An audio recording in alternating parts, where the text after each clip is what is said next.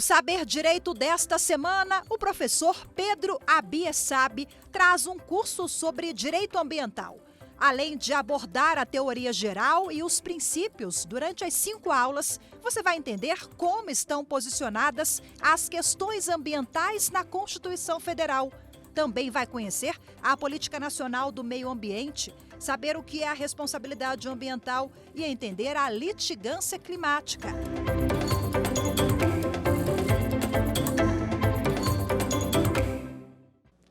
Olá, meus amigos, olá, minhas amigas. Professor Pedro Abiessabe, de Direito Ambiental, com vocês aqui na nossa 4ª aula do Saber Direito da TV Justiça. Nós vamos falar na 4ª aula sobre a responsabilidade ambiental. A responsabilidade que, segundo a Constituição Federal, se dá em 3 esferas. O artigo 225, parágrafo 3º, vai prever que as sanções ocorrem em 3 esferas, para pessoas físicas e jurídicas, a responsabilidade administrativa, responsabilidade penal, ou seja, crimes, infrações penais, e responsabilidade civil. Diz a Constituição, as condutas e atividades consideradas lesivas ao meio ambiente sujeitarão os infratores, pessoas físicas ou jurídicas, a sanções penais e administrativas, independentemente da obrigação de reparar os danos causados, ou seja, sanções penais, administrativas, independentemente da obrigação de reparar os danos causados. As sanções penais vão estar na famosa Lei 9.605 de 1998, conhecida como Lei de Crimes Ambientais, embora ela não tenha esse nome. Tá? É uma lei que trata de muitos aspectos além de crimes. As sanções administrativas estão no Decreto 6.514 de 2008, decreto esse que regulamenta o artigo 70 da Lei 9.605. Como vocês estão vendo, a Lei 9.605 ela não é só de crimes ambientais, ela tem disposições administrativas e até civis, nós vamos ver isso mais para frente. E, por fim, a terceira esfera é a responsabilidade civil, responsabilidade ambiental na esfera civil, que está na Lei de Política Nacional do Meio Ambiente, a Lei 6938, no artigo 14, parágrafo 1º. Nós não estudamos isso na terceira aula para separar e estudar tudo agora na responsabilidade de forma integrada. Agora, um primeiro aspecto que é fundamental. Essas esferas de responsabilidade, elas são autônomas? Elas se conversam, se conectam de alguma forma? Muitas vezes existe a alegação, não, eu já paguei essa multa. O infrator alega, eu já paguei essa multa ao órgão ambiental federal, IBAMA, órgão ambiental estadual, agora eu ainda vou responder uma ação penal? Agora eu ainda vou responder uma ação civil pelos danos causados? Pois é, na maior parte das vezes vai, porque essas esferas, elas são autônomas. Elas são, na verdade, interdependentes. Elas têm sua autonomia, mas, em algumas hipóteses excepcionais, uma esfera pode afetar a outra. Importante, anote aí, de regra, essas esferas não se influenciam reciprocamente. Então, o infrator vai ter que, sim, pagar a multa ao órgão ambiental, nesse exemplo que nós demos, né? Às vezes a sanção que o órgão aplica é outra, mas ele vai ter que pagar a multa, vai ter que responder pelo crime, se estiver previsto como crime a sua conduta, e ainda vai ter que responder à ação civil pela reparação do dano ambiental, caso haja dano. Nós vamos ver que existem algumas hipóteses de responsabilidade sem dano. Mas, e quais seriam as hipóteses em que uma esfera pode influenciar na outra? Nós vamos agora pedir para você abrir o seu vade-mecum no artigo 935 do Código Civil. Isso mesmo, o Código Civil. O que vai dizer o artigo 935 do Código Civil? Que as esferas, a responsabilidade civil independe da criminal. Porém, se houver um julgamento definitivo na esfera penal, isentando o autor do fato como não sendo ele o autor daquela conduta, ou dizendo que a conduta não ocorreu, pode haver um reflexo na esfera civil. Vocês devem estudar o 935 do Código Civil em conjunto com o artigo 386 do Código de Processo Penal. O artigo 386 do Código de Processo Penal possui um rol, uma lista de hipóteses de absolvição do acusado. Lá vocês vão ver diversas hipóteses de absolvição. Se nós tivermos, em especial, duas hipóteses, isso pode ter reflexos na esfera civil. Se estiver dito categoricamente que não houve o fato, não vai se cogitar de responsabilidade civil. Então, um exemplo, vamos supor que o acusado está respondendo a um processo por um crime de desmatamento ilegal, artigo 50 da Lei 9.605. E nesse processo criminal, ele é absolvido com fundamento em que não houve desmatamento. Constata-se através de uma perícia que não houve desmatamento algum no imóvel. Essa sentença penal vai produzir efeitos na esfera civil. Ele não poderá ser processado civilmente, ou se o for, a ação será julgada improcedente, porque o fato foi excluído peremptoriamente no criminal. Agora vamos mudar o exemplo. Vamos supor que a absolvição no processo penal foi por falta de provas. Essa sentença absolutória por falta de provas produzirá algum efeito na esfera civil? Nessa hipótese não, né, meus amigos, minhas amigas. Por quê? Porque não houve decisão categórica, peremptória, excluindo o fato ou excluindo ele ter sido autor daquela conduta. Foi uma absolvição por falta de provas. A questão permanece em aberto para as outras esferas decidirem, como no exemplo desse caso aqui, a esfera civil. Então, se nesse caso do desmatamento ele foi absolvido por falta de provas, ele poderá sim responder à ação civil por esse dano ambiental. E nós vamos ver mais para frente. Provavelmente essa ação será julgada procedente. Já já a gente vai explicar por quê. Vamos começar agora com a responsabilidade civil, a responsabilidade ambiental na esfera civil. Estamos falando aqui de um dano ao meio ambiente. Esse dano é de natureza difusa, ele atinge toda a coletividade. Porém, ele pode ter reflexos na esfera individual, na esfera de vítimas desse evento. Vamos dar um exemplo? Vamos supor que ocorre um grande derramamento de petróleo numa região litorânea. Esse derramamento, esse vazamento, destrói todo o ambiente da localidade. Tá? Existe dano à fauna aquática, existe dano nas praias, dano à vegetação. Mas, além disso, vamos supor que uma comunidade de pescadores que vivia com a pesca de subsistência na região fica impossibilitada de exercer o seu ofício. Os pescadores estão com seu sustento prejudicado, podem até sofrer danos morais, eventualmente, né? Entram em depressão porque não conseguem pescar.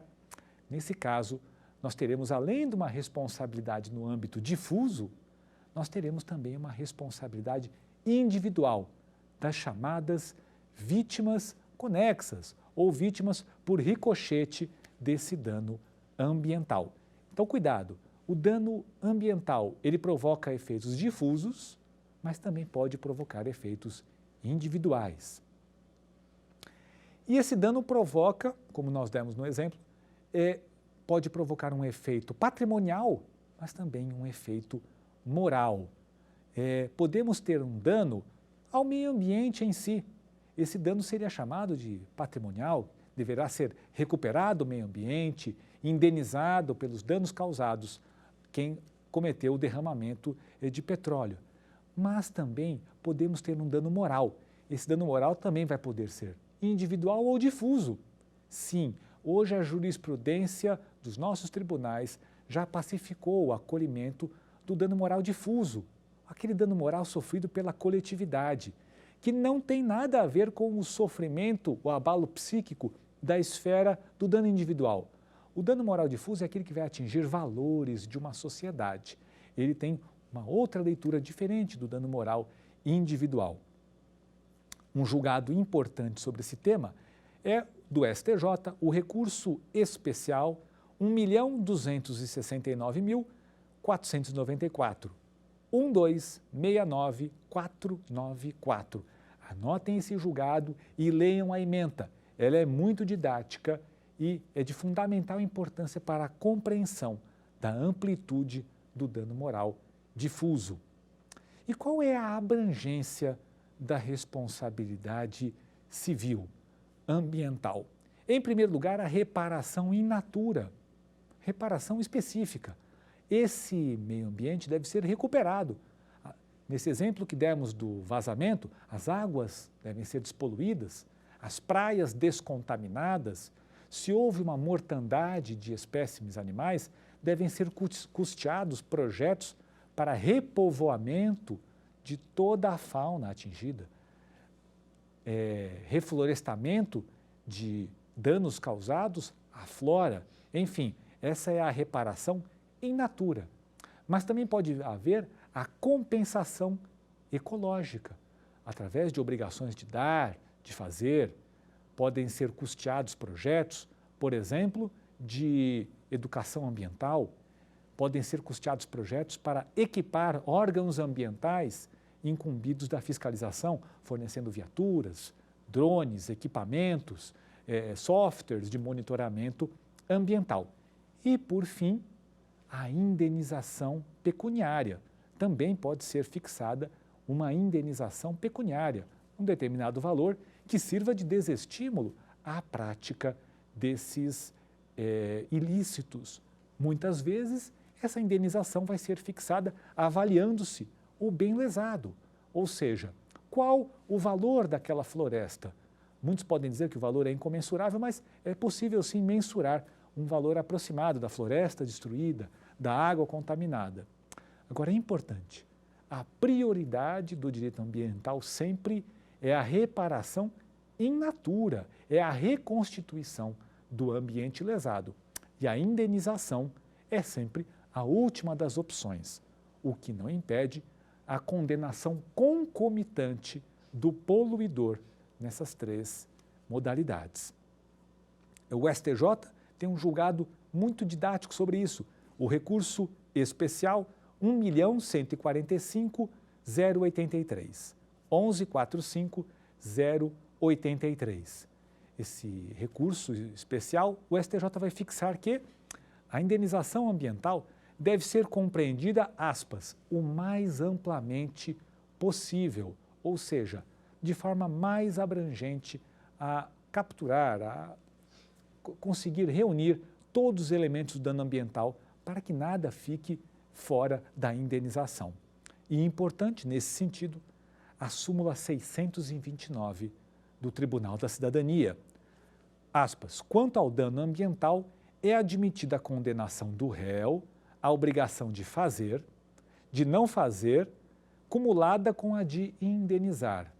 Ou seja, segundo a súmula 629, o poluidor pode ser condenado a fazer, por exemplo, reflorestar, não fazer, ou seja, cessar novos desmatamentos e ainda indenizar, tudo isso concomitantemente.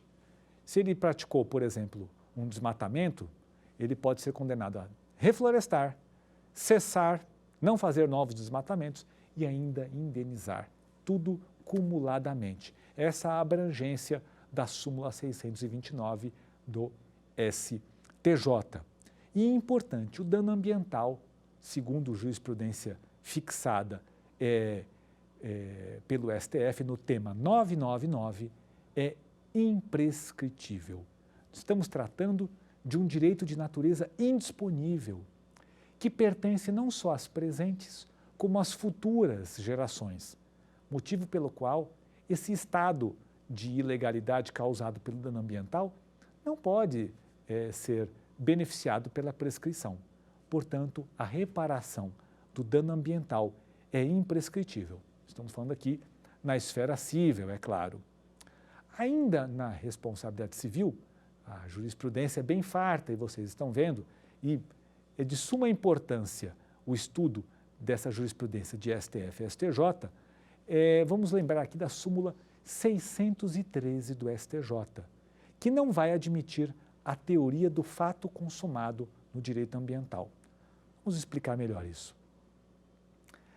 A teoria do fato consumado é uma criação, ela não está na nossa legislação. E ela vem do direito administrativo.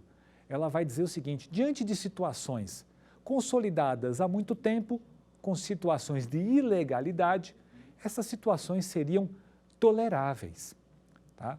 O que o STJ fixou na súmula 613 é que esse estado de coisas ilegal, essa situação de um fato consumado, essa teoria do fato consumado criada pela doutrina, não é admitida no direito ambiental. Vamos dar um exemplo? Vamos imaginar que já se construiu um complexo de casas de luxo numa área proibida, uma área que não poderia ter construções, como, por exemplo, topos de morro com vista para o mar. Tá? Só que já se passaram mais de 20 anos e essa construção ilegal ainda está lá. Houve uma atuação dos órgãos ambientais e isso chegou à justiça. Alega o proprietário dos imóveis: aqui já é o fato consumado, estamos aqui há 20 anos, gerando empregos, né? As casas já estão construídas, as pessoas pagaram por essas casas de luxo, aqui com vista para o mar.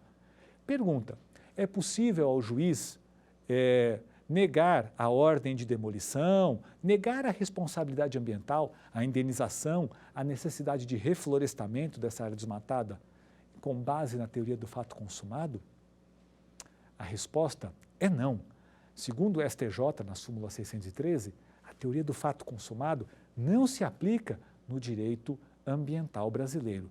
Portanto, mesmo que essas construções estejam lá há muitos anos, elas devem ser demolidas, por exemplo, e deve ser feito o reflorestamento e até a indenização pelos prejuízos imputados ao meio ambiente. E continuando com a jurisprudência, a súmula 623 do STJ vai esclarecer essa questão e uma outra que nós falamos agora há pouco. Prestem atenção na súmula 623. As obrigações ambientais possuem natureza propter rem, sendo admissível cobrá-las do proprietário ou possuidor atual e ou anteriores à escolha do credor. Ora, meus amigos, o que é a obrigação propter rem? A obrigação propter rem é uma obrigação em razão da coisa. Esse é o significado de propter rem. É uma obrigação em razão da coisa, no caso, o imóvel. Ou seja, quem é responsável pelo dano do imóvel? Aquele que está na propriedade do imóvel. Mas a súmula vai além e vai dizer o proprietário atual e ou anteriores à escolha do credor. Ou seja, aquele exemplo que nós demos agora há pouco do desmatamento do imóvel, quem pode ser responsabilizado? Vamos supor que o indivíduo o infrator foi absolvido na esfera criminal, porque não houve provas de que ele causou esse desmatamento. Aliás, uma situação muito comum. Muitas vezes o réu, o infrator, vai alegar: não, eu já comprei esse imóvel desmatado. Quem desmatou foi o proprietário anterior. Eu não desmatei esse imóvel. Isso realmente é capaz de ilidir a responsabilidade penal e até a responsabilidade administrativa, mas não produz efeitos jurídicos na esfera da responsabilidade civil. Por quê? Conforme diz a súmula 623 do STJ, a responsabilidade é propter rem, é em razão da coisa. O meio ambiente deve ser recuperado. A floresta que foi desmatada deve ser recuperada. Quem vai fazer isso? Pode ser o atual, o anterior ou ambos. Até mesmo ambos podem ser colocados no polo passivo da ação judicial e nós vamos ver daqui a pouco como seria essa ação judicial. Então percebam uma coisa, o Ministério Público ou outro legitimado a entrar com ação civil pela reparação dos danos ambientais vai poder processar o proprietário atual ou algum dos anteriores dentro da cadeia dominial do imóvel, não cabendo aqui a alegação de que o atual proprietário não é o causador do dano, mas o anterior. Entenderam? A responsabilidade é pelo simples fato da propriedade, é em razão da coisa. Esse é o significado de propter rem. E agora uma observação sobre as ações cabíveis para a reparação do dano ambiental. Em regra, nós vamos ter duas ações. A primeira, a mais utilizada, é a ação civil pública, prevista na Lei 7347 de 1985, Lei da Ação Civil Pública. E os legitimados estão no rol do artigo 5º da lei. É o Ministério Público, a Defensoria Pública, os entes públicos e também associações civis que preencham os requisitos da lei. Eles podem entrar com a ação civil pública para defender o direito difuso ao meio ambiente, ou patrimônio cultural, ou histórico, ou paisagístico. Além desses legitimados da Lei da Ação Civil Pública, temos também a ação popular ambiental, prevista no artigo 5º da Constituição e que qualquer cidadão pode ajuizar. E quem é o cidadão? É aquele que está em dia com suas obrigações eleitorais, devendo a prova ser feita no ajuizamento da ação popular, conjuntada do título de eleitor. Essas são as duas mais importantes ações civis de reparação pelos danos ambientais. Agora, uma questão muito interessante e peculiar do direito brasileiro, em que existe uma forte influência da jurisprudência do STJ, do Superior Tribunal de Justiça. Nós já vimos que a responsabilidade pelo dano ambiental ela é de natureza objetiva, não vimos? Vimos que a Lei de Política Nacional do Meio Ambiente inovou ao prever a responsabilidade objetiva. Responsabilidade objetiva é aquela que independe de culpa ou dolo. Ou seja, o dolo, a intenção de causar o dano, ou a culpa, a inobservância de um dever de cuidado. Não interessa discutir isso em ação de reparação por danos ambientais. Nem culpa nem dolo. Não são requisitos necessários. Tá? Isso está no artigo 14 da Lei de Política Nacional do Meio Ambiente, artigo 14, parágrafo 1º. Mas aqui, a jurisprudência do STJ vai além. Segundo o STJ, a responsabilidade objetiva pelos danos ambientais se dá na modalidade do risco integral. E aqui nós precisamos separar. A responsabilidade objetiva, ela pode seguir duas teorias diferentes. Uma é a do risco criado, a outra é a do risco integral. A do risco criado, ela admite excludentes. Tá? A do risco integral não admite excludentes de responsabilidade. Quais são as excludentes? Caso fortuito e força maior. Portanto, na responsabilidade pelo dano ambiental, ela é objetiva nos termos da lei.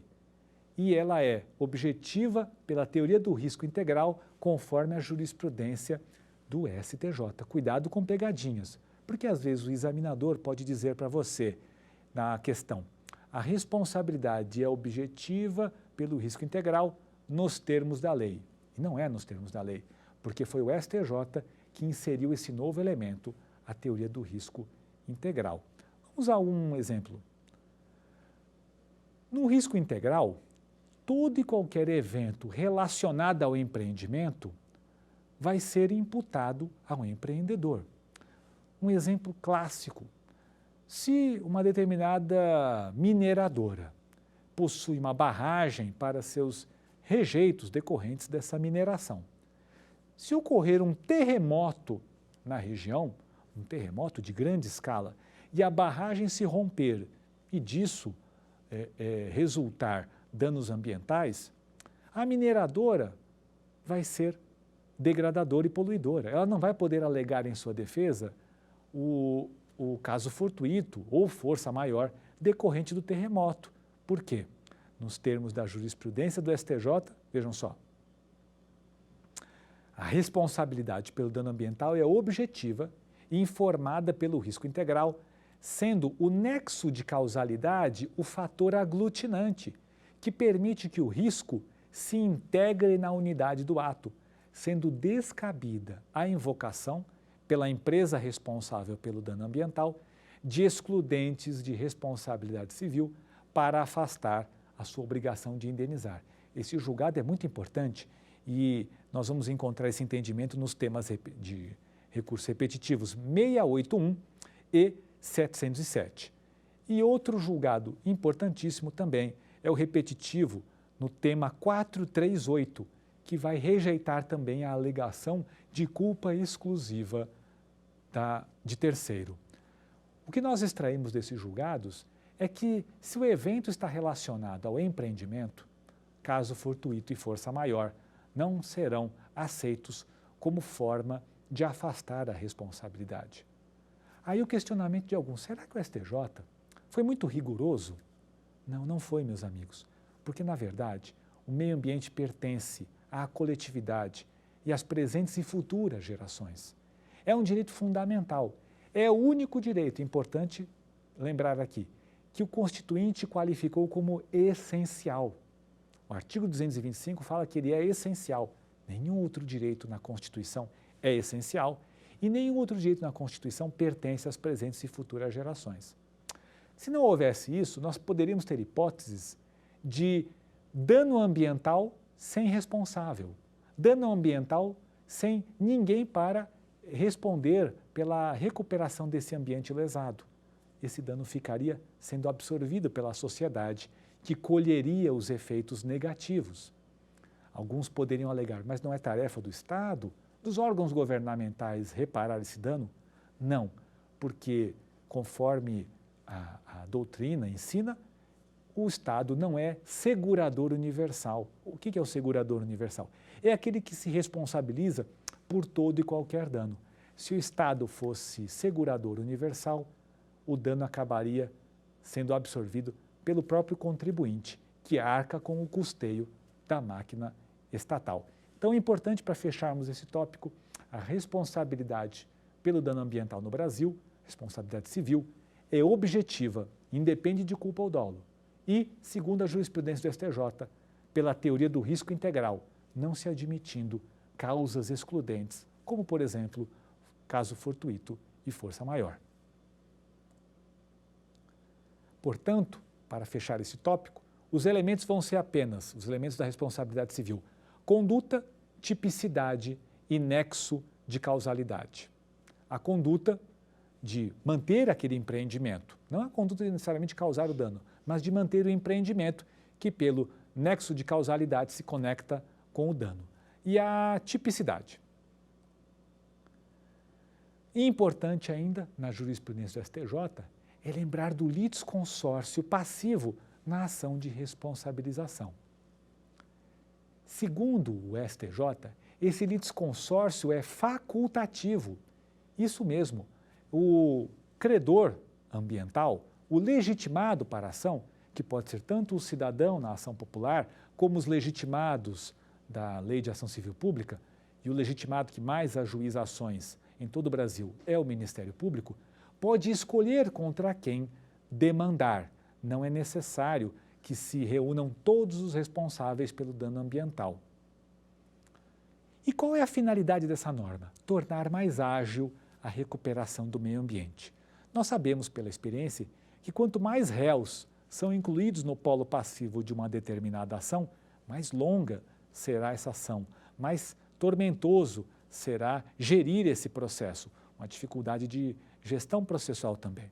Então, é muito mais eficaz que seja ajuizado contra um dos litisconsortes apenas, contra apenas um dos responsáveis.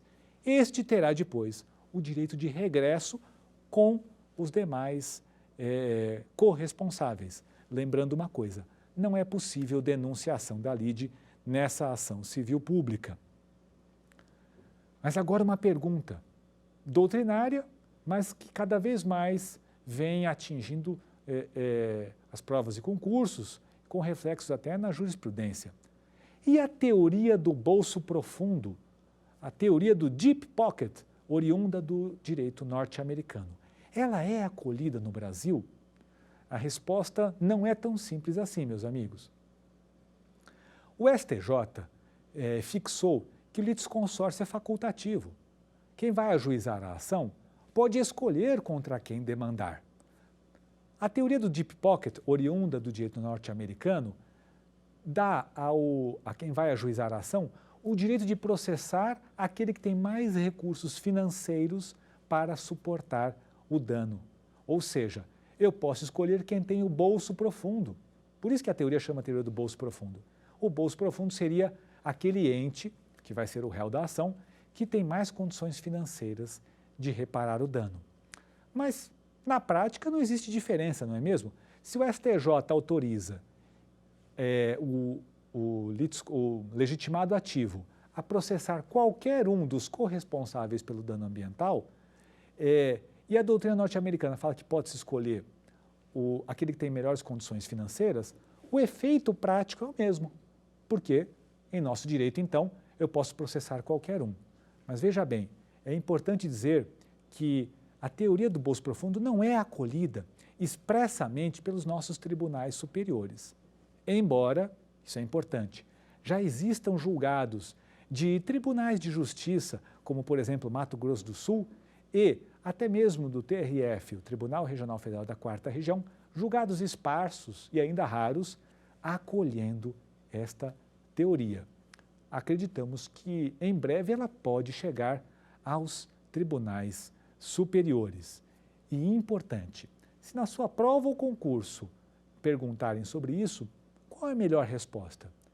Interessante é dizer o seguinte: expressamente, a teoria do bolso profundo, e explicar o que é a teoria não é expressamente acolhida pelos nossos tribunais superiores.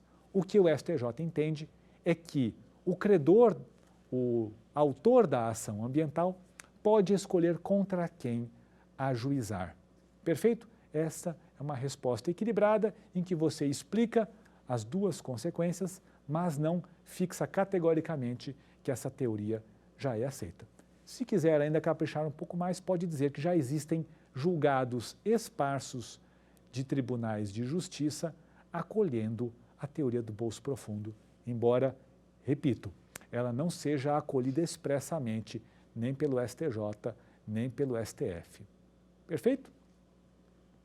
E ainda no campo da solidariedade temos mais um tema a tratar. É a recente súmula 652 do STJ, que vai falar da responsabilidade estatal no dano ambiental. Percebam o seguinte, diz a súmula 652, que diante da omissão do dever de controle e fiscalização da administração ambiental, diante de uma omissão no controle, no poder de polícia ambiental, a administração pública pode sim ser responsabilizada, em litisconsórcio, inclusive, com o causador do dano ambiental. Porém, e aqui uma observação importante, a execução dessa condenação é subsidiária em face da administração, ou seja, na prática, existe uma ordem de preferência, devendo ser primeiro executado quem? O particular. Vamos pegar um exemplo? Vamos supor que houve um dano ambiental, uma indústria causou uma grande contaminação em um rio. No decorrer da investigação, por exemplo, no decorrer da investigação do Ministério Público, constata-se que o órgão ambiental falhou na fiscalização, pode eventualmente ter havido uma omissão, às vezes até a prática de um ilícito, a prática até de corrupção. Vamos supor que o órgão ambiental falhou ao fiscalizar aquele empreendimento. O Ministério Público ou outro legitimado poderá colocar ambos no polo passivo da ação, a indústria e o órgão ambiental, ou ente político que o represente? A resposta é sim. Ambos poderão fazer parte do polo passivo dessa ação. Lembrando que O litisconsórcio é facultativo. O autor da ação vai escolher quem colocar como réu. Na hipótese de figurarem no polo passivo tanto o autor do dano como o órgão público, ambos podem ser condenados, mas a execução dessa condenação é subsidiária em relação ao ente público. Esse é o teor da súmula 652. Na hora de executar a condenação, deve-se executar primeiro em relação ao ente privado e subsidiariamente, ou seja, após superada a ordem de preferência, aí sim o ente público. Novamente, a finalidade disso é evitar que o Estado, que os órgãos estatais se tornem seguradores universais, porque o segurador universal é custeado por todos nós, eu, você, todos os cidadãos que arcam com os tributos.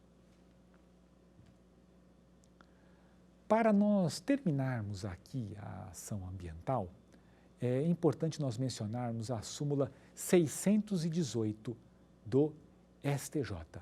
Essa súmula vai dizer: a inversão do ônus da prova aplica-se à ação de degradação ambiental. Ou seja, o que é a inversão do ônus da prova? Nós sabemos que quem ajuiza uma ação deve provar suas alegações, o fato constitutivo do seu direito. Mas na ação ambiental, o STJ, através desse entendimento sumulado, vai aceitar a inversão do ônus da prova. Ou seja, cabe ao réu, ao degradador, provar que a sua conduta não causou degradação ambiental. Isso decorre do quê? Realmente da hipossuficiência dos órgãos estatais em razão do poderio econômico dos agentes que praticam a degradação ambiental. E outra coisa, quem custearia toda essa perícia ambiental, quem arcaria com esse ônus da prova, seria, ao final, a própria sociedade, já que ela é que custeia os órgãos estatais. Então, para nós fecharmos a responsabilidade ambiental no âmbito civil, lembre-se sempre da súmula 618, o ônus da prova se inverte nas ações de degradação ambiental. E agora vamos falar dos crimes ambientais, da Lei 9.605 de 1998. Vamos traçar aqui um panorama, um aspecto geral da Lei 9.605 com suas principais características e com esse norte será possível interpretar a lei como um todo. Em primeiro lugar, a Lei 9.605 é um diploma interdisciplinar. Ela contém normas penais, mas também normas civis e administrativas. Ela contém, por exemplo, a previsão de desconsideração da personalidade jurídica do degradador. Isso vai ser aplicado onde? Na ação civil de reparação de danos ambientais. Ela também prevê, de forma inovadora, os crimes cometidos por pessoas jurídicas, em cumprimento à norma constitucional que nós já estudamos, o artigo 225, parágrafo 3º. É uma disposição muito nova no nosso direito, inserida em 98, das pessoas jurídicas poderem responder por crimes. E importante, havia no início algum questionamento doutrinário sobre isso, mas STJ e STF já pacificaram que as pessoas jurídicas respondem pelos crimes ambientais, importante, independentemente de haverem pessoas físicas no polo passivo da ação penal. Ou seja, STF e STJ hoje rejeitam a chamada teoria da dupla imputação, a teoria pelo qual deveria se colocar no polo passivo da ação penal a pessoa jurídica juntamente com a pessoa física responsável. Hoje, o Ministério Público pode denunciar, por exemplo, apenas a pessoa jurídica, caso não consiga comprovar qual a pessoa física foi a responsável. Outro elemento importante, a tipicidade, dos crimes previstos na Lei 9.605 de 98 é uma tipicidade aberta, ou seja, existem tipos bastante abertos, como a gente vê, por exemplo, no artigo 54, o crime de poluição. Causar poluição em níveis tais que, ou seja, é uma conduta bastante aberta, muito diferente do que os estudiosos do direito penal estão acostumados quando abrimos o Código Penal e encontramos no artigo 155, subtrair coisa alheia móvel, algo extremamente fechado. A tipicidade dos crimes ambientais é aberta para poder amoldar a maior diversidade possível de condutas. Quarta característica, a finalidade dessa lei de crimes ambientais é preventiva, ou seja, evitar o dano ambiental. Meus amigos, minhas amigas, o direito ambiental, de modo geral, ele é preventivo. Busca-se evitar o dano ambiental, porque nós sabemos que é muito difícil reparar, reconstituir o ambiente lesado. E como que uma norma penal pode ser preventiva? Geralmente ela vai prever crimes de perigo, ao invés de crimes em que haja a necessidade de configuração de um evento naturalístico. Condutas que ameacem o bem jurídico, simplesmente ameacem, já serão tipificadas. Um exemplo clássico, artigo 52 da Lei de Crimes Ambientais. Penetrar, adentrar em unidade de conservação, exemplo, um parque nacional, portando instrumentos próprios para caça ou exploração de recursos naturais. Ou seja, se o indivíduo simplesmente entrar com um facão num parque nacional, ele está cometendo crime. Ele pode nem ter usado esse facão na vegetação, mas se ele entrou com um facão no parque nacional, ele já está cometendo o crime do artigo 52, porque é um instrumento próprio para a exploração de recursos naturais. O legislador busca, dessa forma, tipificar atos que seriam itercrimes, que seriam apenas condutas preparatórias para outros crimes. Com isso, o quê? Buscando evitar a prática do efetivo dano ambiental. Por isso, a quinta característica, o direito penal ambiental, ele é fortemente influenciado pelo direito administrativo. Muitas vezes o simples descumprimento de normas administrativas já configurará um crime. Vamos dar um exemplo? O artigo 60 da Lei 9.605. Fazer funcionar estabelecimento potencialmente poluidor ou degradador sem a licença válida do órgão ambiental competente.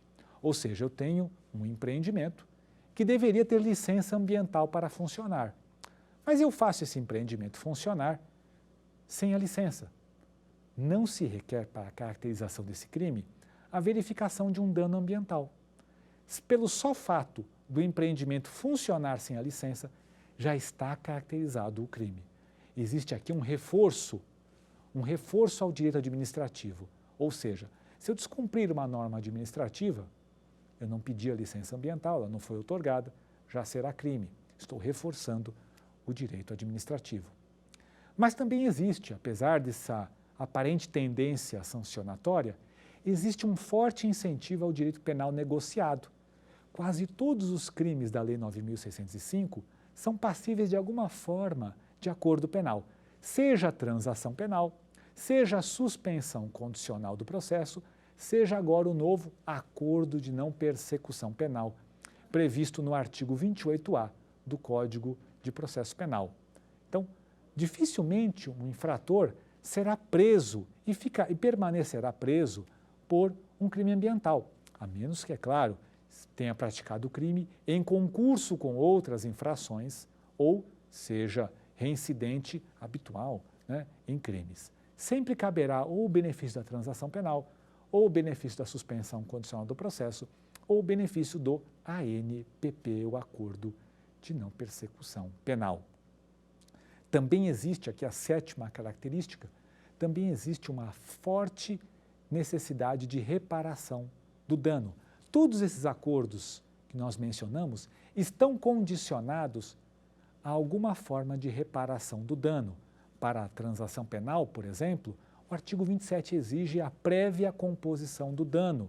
Semelhantes disposições existem nos outros artigos. O artigo 28 exige, para a extinção de punibilidade na suspensão condicional do processo, laudo constatando a reparação do dano. Portanto, é uma lei que, embora seja um pouco mais sancionatória, ela visa, na verdade, que seja feito um acordo e que o meio ambiente seja reparado. Também existe, e aqui o oitavo ponto, a descapitalização do infrator, ou seja, busca-se o patrimônio do infrator, é um diploma legal mais moderno. Como que se vai no patrimônio do infrator? Primeiro, obrigando ele a reparar o dano. E em segundo, decretando o confisco, a apreensão dos instrumentos do crime ambiental, o que nós vemos no artigo 25 da Lei 9.605. Os bens serão perdidos, os instrumentos do crime ambiental serão perdidos. Então, por exemplo, madeira, uma exploração ilegal de madeira, a madeira vai ser confiscada.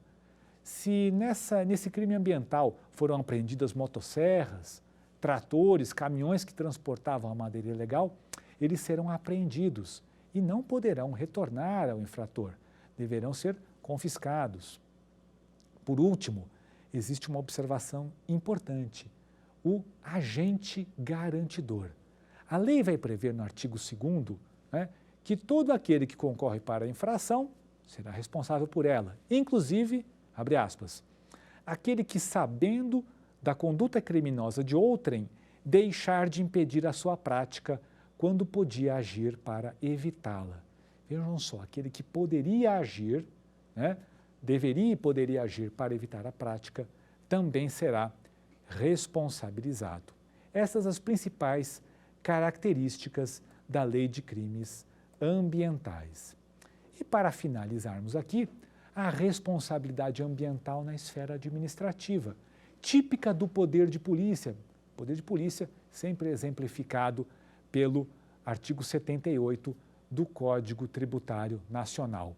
Essa responsabilidade, importante, ela integra o chamado direito sancionatório. Sancionatório porque é aquele em que o Estado vai aplicar uma punição ao particular. O direito sancionatório pode ser o penal, pode ser o administrativo. Por ser direito sancionatório, essa responsabilidade é igual à penal, ela é subjetiva. É necessária a comprovação de culpa ou dolo, não confundam. Ela não é uma responsabilidade objetiva igual à civil. Tá? E com essas características, nós vamos encerrar aqui e vamos passar para o nosso quiz. Acho que agora já podemos responder o nosso quiz.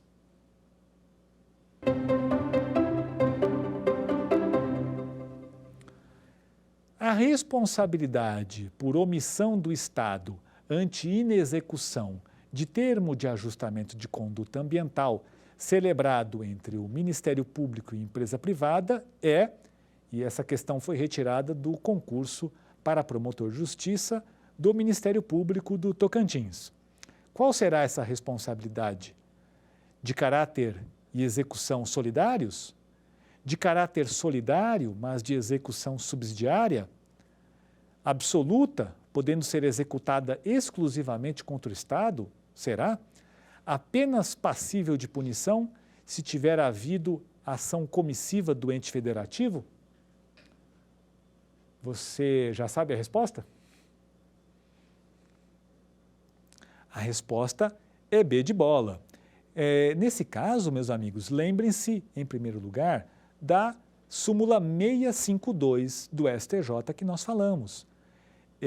A execução não pode ser solidária, por isso não seria a alternativa A. A alternativa B mostra bem a súmula 652. A responsabilidade é solidária entre o ente público, que não fiscalizou, e o ente privado, mas a execução é subsidiária. Não é C, porque ela não pode ser executada exclusivamente contra o Estado. E não é D, porque não é apenas passível de punição se houver ação comissiva do ente federativo. O ente pode ser omisso também. Vamos para a próxima questão? Questão retirada do concurso para promotor de justiça do Ministério Público do Amapá. À luz do entendimento do STF, assinale a opção correta referente ao dano civil ambiental. A. No ordenamento jurídico brasileiro, a regra é a prescrição da pretensão reparatória, em qualquer hipótese. B. Havendo inércia dos entes legitimados, deve prevalecer o princípio da segurança jurídica em favor do dano ambiental. C. A reparação do dano ao meio ambiente é direito fundamental indisponível, dado o reconhecimento da imprescritibilidade relativa à recomposição dos danos ambientais. E D. A Constituição Federal dispõe expressamente acerca da imprescritibilidade dos danos civis ambientais. Podemos responder? É C, né, meus amigos e minhas amigas? A A não é, porque a regra realmente seria a prescrição da pretensão reparatória. Mas esse, em qualquer hipótese, fulminou aí de inverdade assertiva. E a B. Havendo inércia dos entes legitimados, deve prevalecer o princípio da segurança jurídica em favor do autor do dano ambiental. Nunca, né? O STJ, como nós vimos, veda o fato consumado e essa assertiva B seria a adoção do fato consumado, uma suposta segurança jurídica em favor do autor do dano. E a súmula do STJ veda isso. A C está certinha, né? A reparação do dano ao meio ambiente é dito fundamental e indisponível, dado o reconhecimento da imprescritibilidade relativa à recomposição dos danos ambientais. É o tema 999 do STF. E a D está errada porque a Constituição não dispõe expressamente acerca da imprescritibilidade dos danos. Isso é uma interpretação que o STF fez da Constituição. Vamos para a próxima questão? Sobre a responsabilidade ambiental nas suas diferentes esferas. A. Na esfera civil é possível a ação civil pública por associações, mas o cidadão isoladamente não possui opções processuais para a defesa do meio ambiente. B. A Lei 9.605 de 98 prevê a responsabilidade da pessoa jurídica, porém a doutrina e a jurisprudência não. C. A responsabilidade penal é subjetiva, dependendo da comprovação de dolo ou culpa. E D. A responsabilidade administrativa é objetiva, assim como a civil. Você já sabe a resposta? É C, né? Na A, a ação popular é o mecanismo à disposição do cidadão isoladamente. Então a A está errada, a ação popular ambiental. A B prevê que a responsabilidade da pessoa jurídica não é aceita pela doutrina e jurisprudência. E não, existe uma parte minoritária da doutrina que não admite, mas a jurisprudência já admite amplamente. A C está correta, porque nós conversamos aqui, a responsabilidade penal é subjetiva. E a D está errada, porque a responsabilidade administrativa também é subjetiva, eis que manifestação do direito sancionatório. Só a civil que é objetiva. E com essas questões nós encerramos aqui a nossa quarta aula sobre direito ambiental. Falamos da responsabilidade ambiental nas suas diferentes esferas, com vários aspectos jurisprudenciais de fundamental relevância que devem ser objeto do seu estudo. Nós nos encontramos em breve na quinta aula, que nós vamos falar de mudanças climáticas e litigância climática. Eu agradeço mais uma vez a honra e o privilégio de estar com vocês. Quer dar alguma sugestão de tema para os cursos do Saber Direito? Mande um e-mail para a gente, saberdireito@stf.jus.br, ou entre em contato pelo WhatsApp. O número é esse que aparece na sua tela. Você também pode estudar pela internet. Acesse o nosso site tvjustiça.jus.br ou pode rever as aulas no canal do YouTube TV Justiça Oficial.